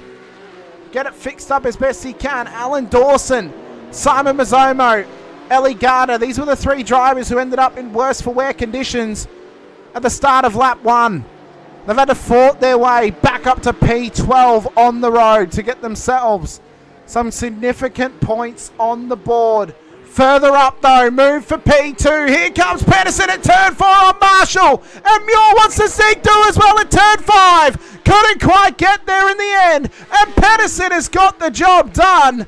And now runs away from the defensive efforts of Gordon Marshall. But here comes Sam Muir inside at turn 6. Can he get this job done on Marshall? Gets the drive out the corner. And through goes the defending champion on Marshall. Down towards turn 7. Marshall gives it up. He concedes. He says, right, you guys have got the podium. You earned it from me. I'll come back at you in a couple more minutes. So Pedersen now into P2. Muir up to P3. And Marshall concedes down to P4. We have got 3.5 minutes to go at the most treacherous street course in all of iRacing. And it has probably been the cleanest league race you've ever seen at Chicago. This has been an absolutely extraordinary affair.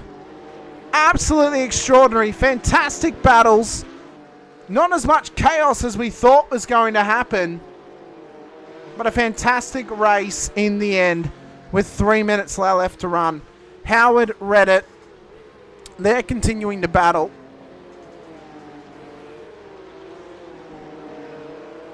And Reddit's feeling that pressure now. Fleming into pit lane to serve that meatball flag.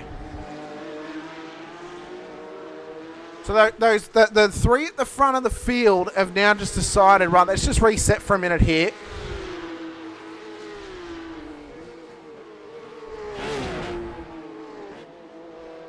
But what it has been, it's been a fantastic race, a fantastic weekend at Chicago. Started on Friday in a chaos-filled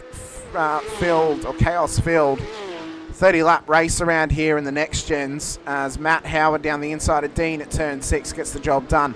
Fueled by a 30-lap chaos circus at Chicago in the next gen NASCARs for the Rod Knott Cup. And then tonight as well in the IRWC Porsche Cup Series. This has been better than I could have ever imagined. The racing here has been epic, and honestly, all I could say is, when can we come back? When can we bring the Porsche Cups back to Chicago? Because this has been an amazing race, an amazing event. We thought it could have been more chaotic than Bathurst was that Homestead was last week. I've still got Bathurst on my mind. But it's not. It just hasn't been. It's been really, really clean. And it's actually been quite a decent performance from a lot of these drivers tonight. Yes, we've had some incidents. We often have some incidents, but normally with Chicago, you'd have a lot more. It's been fairly decent. As Damien Cairns and Kurt Chapman have had an incident, as we're talking about it, it's happened. It's down at turn 1. So what's happened with Damien? He's covering the inside. Gardner up the outside. Just cuts across his nose and out into the wall she went. And then how has Chapo had an incident? Oh, he's just run it wide and had a sympathy hit into the wall.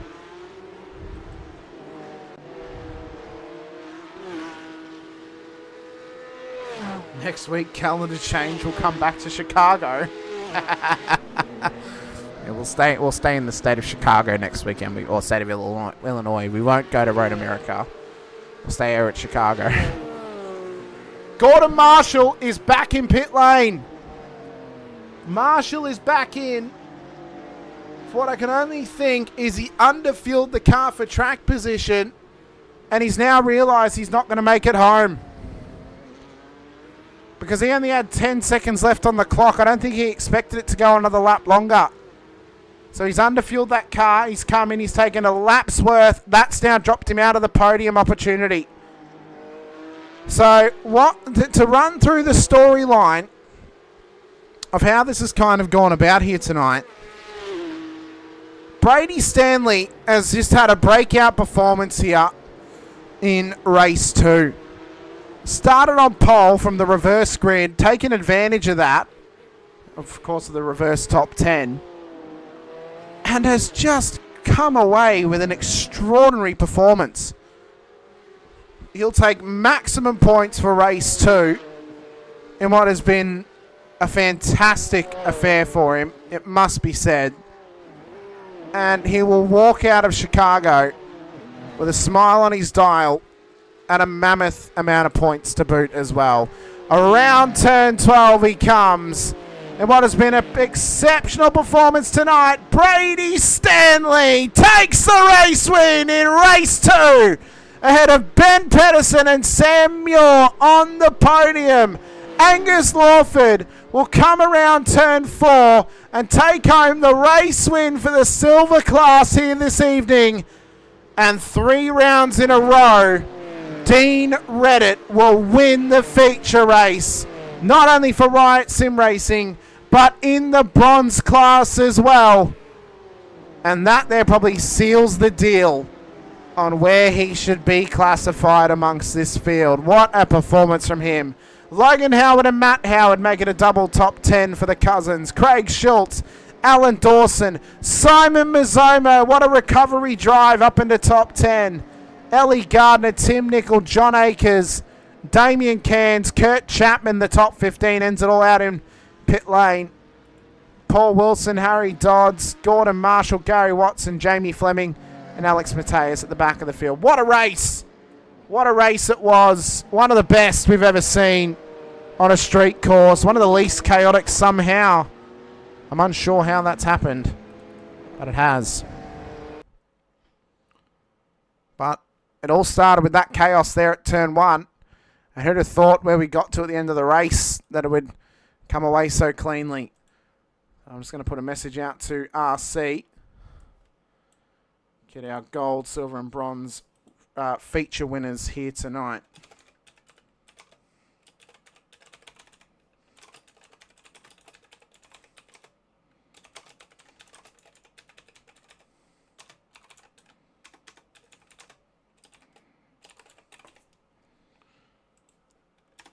What a race. It was absolutely spectacular. We've already got our silver class winner and our gold class winner out there wanting to have a chat to us. We'll see if Dean Reddit also joins us too.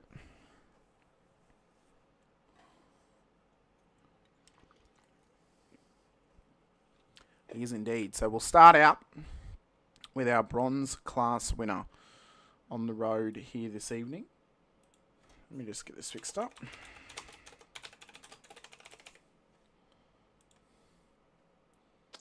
And I misspelled it because I'm special. Oh, it's not even going to show it. Why not? Okay, apparently not. Well, it wants to be rude and not show what I wanted to do. That's okay. We'll drag in the first one, though. Dean Reddit. Dean, congratulations. Another top 10 finish for you. P7 in the feature race, but importantly, a third bronze class race win in a feature race. And at this point, Dean, can you even claim that you should be bronze class anymore? I don't know. That's up for you guys to decide. But no, I'm just trying to go as well as I possibly can every race. So it doesn't really matter to me what class it is. It's not going to change anything. So look, yeah, obviously happy. Definitely wasn't the fastest bronze car out there tonight. I'm not sure what happened to Chapo there on the last lap, but I'd given up chasing him down for the feature race. I caught some dramas. I think he ran deep into turn 1 towards the end and just damaged his car slightly. But Stepvan's claiming you should be gold. Packett's is claiming you should be gold. I claim you should be silver. What do you claim? If we're talking about pace, it's definitely silver. But yeah, I just had to try and keep it straight and out of trouble tonight. And managed to qualify that okay. And there was a couple of bronzes in front of me, but unfortunately they all run into a few incidents, so it's worked out my way. And yeah, I think mate, silver. I don't think I've got the pace for gold. No, I think because with class promotions, I want it to be fair for the driver as well. I don't want to put them in somewhere where like silver class is probably the best class you can end up in because there's so many diverse amounts of pace. But there's drivers in there who've got gold pace, but they've been unlucky or they just haven't had the best races thus far. But gold class is just like, if I put someone in gold class off a promotion, unless they're able to match the front runners, it's kind of they're just running around trying to get better at that point.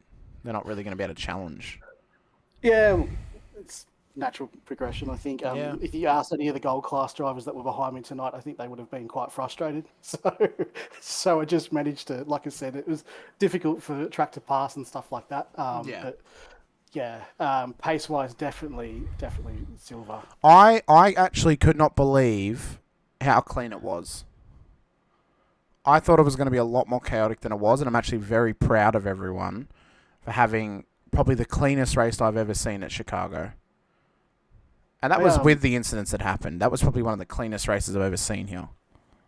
Well, you'd usually suspect with a heat race format like tonight, where you're getting 2 race starts, that one will end in a track blockage. So I'm not sure.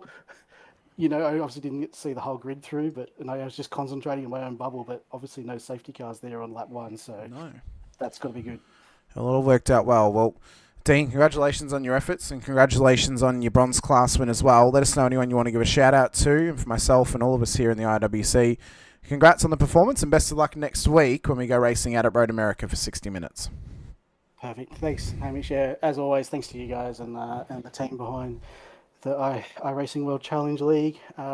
Big shout out to V8 Drive Day Perth, Grange Automotive Perth, the Sim Racing and Focus podcast, Print Racer 3D printing, iLiveries for our paints, and Card FX design for our team shirts. So, cheers, fellas. No worries. Thank you so much. Dean Reddit, the bronze class winner here tonight. Will he be a bronze class driver next week when we go to Road America? Conversations are going to be had in the background about that one. Next up, we have Angus Lawford, the silver class race winner here tonight. Will he be a silver class driver next week? Well, at least as of right now, he is one. Angus, congratulations. P1 on the road for the silver class, a top 5 finish as well, and an impressive run this season. Obviously, the initial classification of you in the silver class was kind of based on the fact you weren't able to really pre-qualify, and we didn't have previous time to set on you, so we had to classify you for your I rating. But right now, you're performing probably actually within the gold class span of things. But how have you found your first few rounds have gone? Not as good as last season, to be honest. And yeah, I was a little bit surprised that I wasn't up in gold. I finished 4th in the championship last season, so I was a bit surprised, but yeah, I'm happy to go back up there and put on a good fight. To be fair to that point, Angus, Ellie finished P3 in the championship 2 seasons ago, and she's a silver class driver. So, it was, it was tough to classify people, obviously, if they didn't pre-qualify.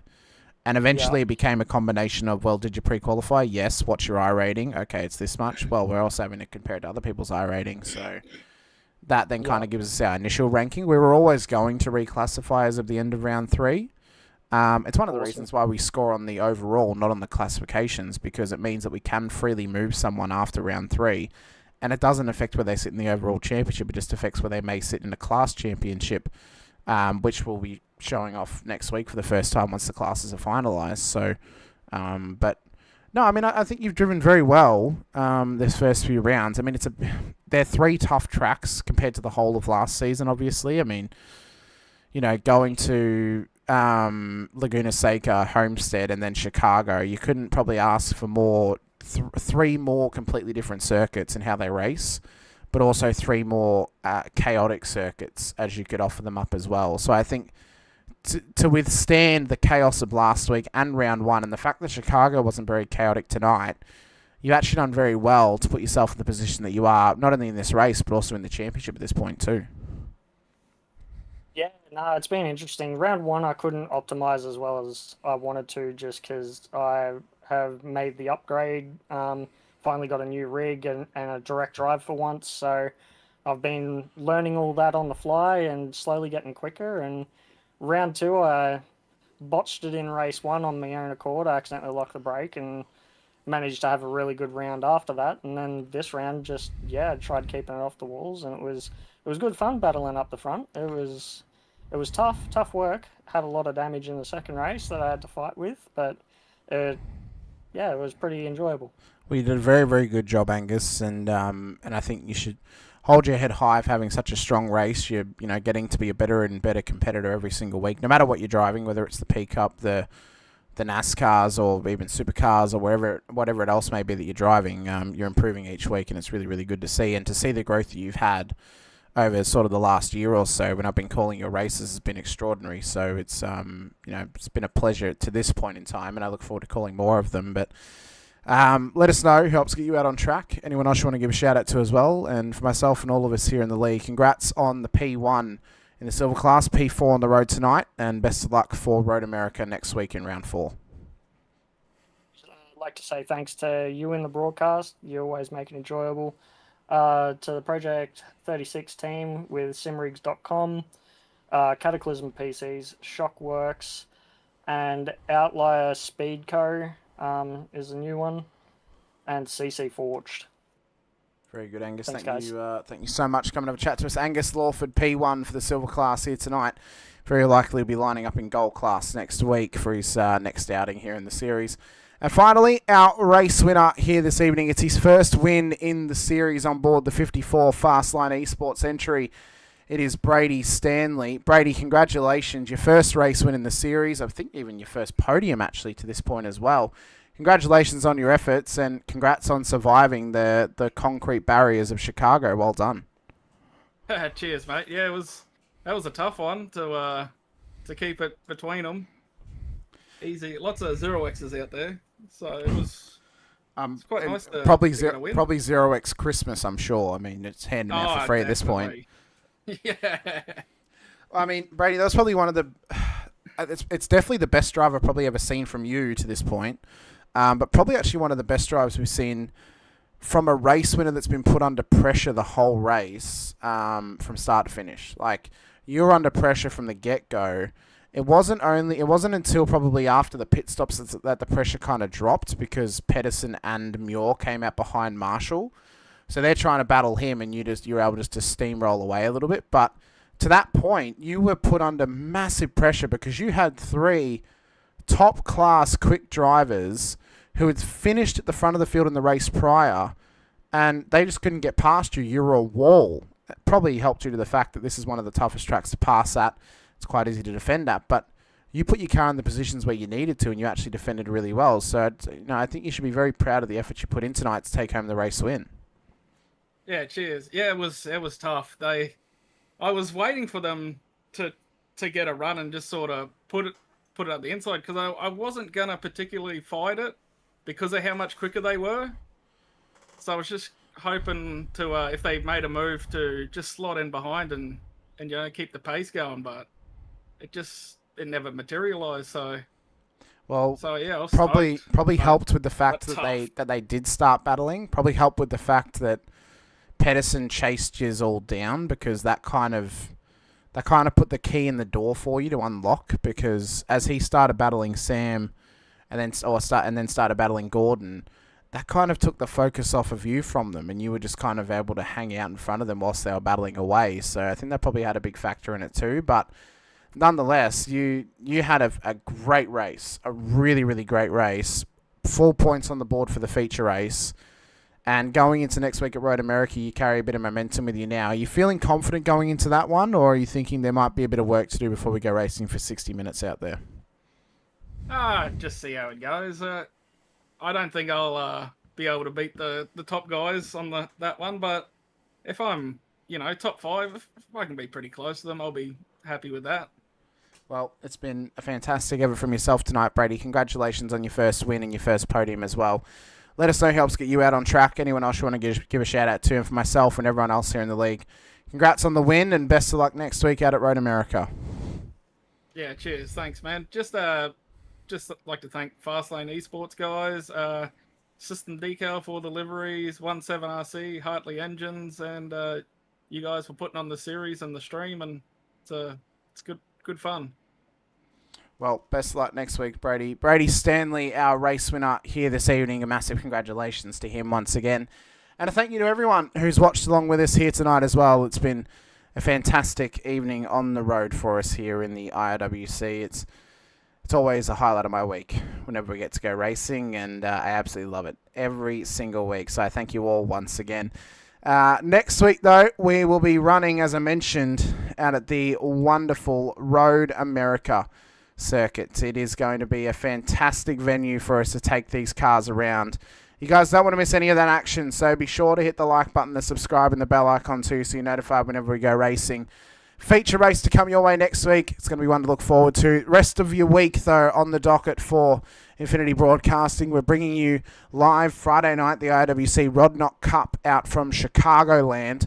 And then on Saturday evening, 8:30 p.m. Australian Eastern Daylight Savings Time, we're bringing you the next round of the Racecraft Simulations VRS Series for Season 25 for the Split 2 action as we go racing around Watkins Glen for Round 3. That's going to be a great effort. And we're back on Monday for Road America once again. But I've been Hamish Munro. A massive shout out to all of our series sponsors, including VRS Virtual Racing School, Infinity Broadcasting, SPP Graphics, and Blackheart Designs as well. Have a great Bathurst weekend if we don't see you until then. But until then, stay safe, drive hard, and as always, bye for now.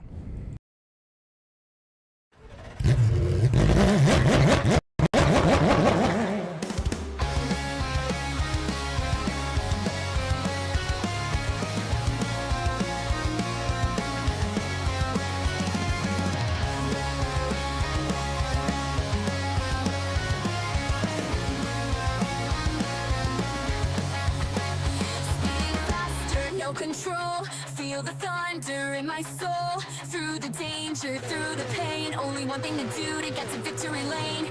Taking risks, full send, and in the end, be the best. It's taking over, cannot contain the desire to get to victory lane.